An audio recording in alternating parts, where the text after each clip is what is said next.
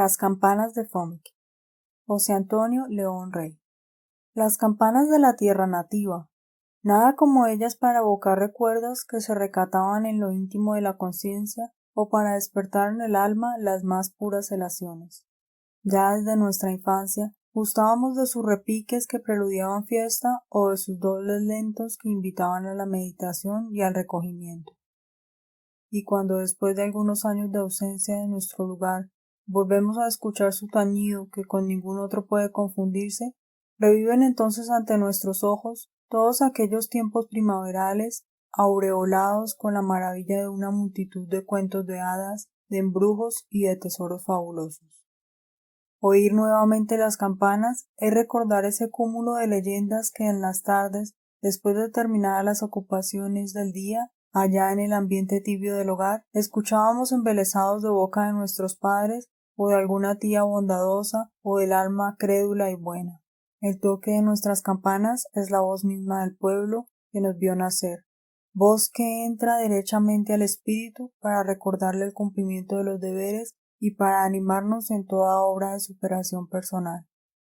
Un pueblo sin campanas sería un pueblo mudo, un pueblo sin voz y sin espíritu, y a veces se me antoja que el tañido de las campanas también contribuye poderosamente en el modelado de la personalidad.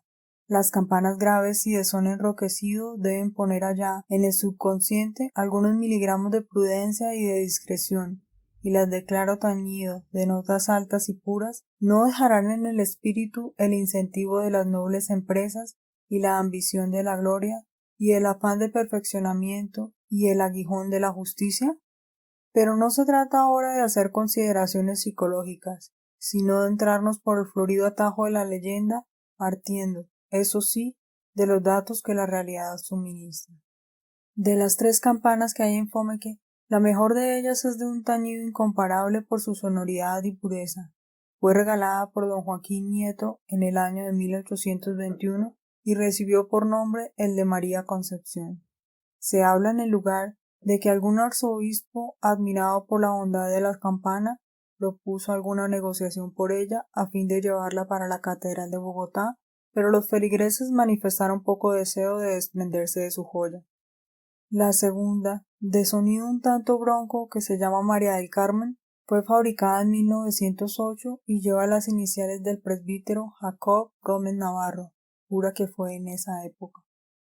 La última, la más pequeña, como que apenas tendrá unos 35 centímetros de altura, no tiene nombre alguno sino una inscripción según la cual su antigüedad remontaría hasta el año 1029. Podría hacerse un estudio sobre la autenticidad de esta preciosa joya que envidiaría cualquier anticuario, pero ello es completamente extraño a este trabajo. Así llegaríamos hasta descubrir cómo aquella reliquia fue descolgada por pequeña y de escaso valor de las torres de alguna vieja catedral peninsular para embarcarla hacia el Nuevo Mundo y destinarla luego al uso de nuestra villa oriental. Con todo, y según se cuenta en los contornos, ninguna de las campanas existentes resiste una comparación con la famosa campana del diablo. ¿El diablo con campanas? Pues sí, señor, y vaya la historia. Al sureste de Fomeque levántase con imponencia y majestad la cordillera de los Órganos, llamada así porque sus rocas afectan formas fantásticas que unas veces parecen las ruinas de castillos gigantescos y otras los restos de monstruosos órganos cuyas trompetas se dirigieran desafiantes a los cielos. Allí los rayos caen de continuo, desprendiendo de la altura bloques inmensos de piedra que ruedan con estrépito hasta la planicie.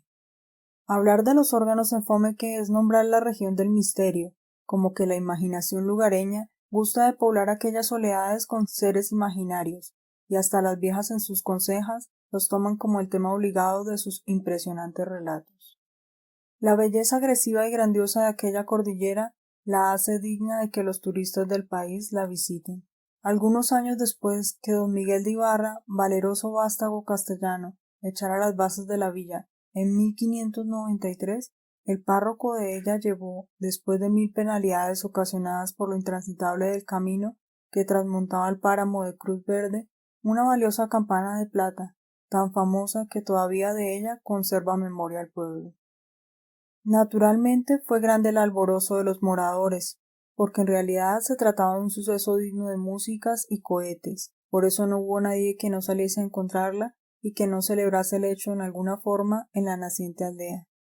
Empero, como llegase la comitiva, cuando ya comenzaba a anochecer, hubo de quedarse la campana en la plaza a fin de bendecirla al día siguiente y colocarla en el sitio que se le tenía preparado en la humilde capilla.